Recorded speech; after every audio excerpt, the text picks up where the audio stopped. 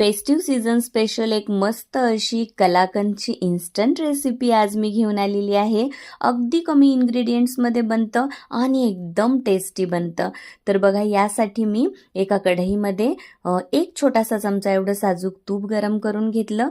हे जवळजवळ 250 ग्रॅम एवढं होममेड फ्रेश पनीर आहे, ते यामध्ये ॲड केलं. पनीर छान परतवून झालं की त्यानंतर जवळजवळ अर्धा कप एवढं मी हे स्वीटन्ड कंडेन्स्ड मिल्क आहे ते ॲड केलं आणि हे अगदी छान जवळजवळ 4-5 मिनिट परतवून घ्यायचं, म्हणजे पनीरमध्ये हे कंडेन्स्ड मिल्क मस्त ॲब्झॉर्ब होतं.